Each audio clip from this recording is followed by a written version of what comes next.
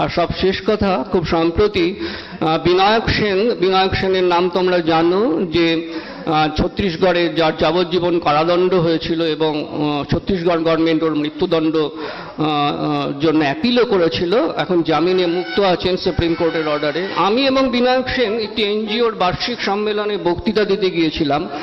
তো বিনায়ক সেনের সাথে বক্তৃতা দেওয়া একটা পরম সৌভাগ্য, অতএব সেখানে আমি কি বলেছি সেটা বলছি না। বিনায়ক সেন শেষ করলেন যে কথাটা দিয়ে, সেটা বলে আমি শেষ করছি।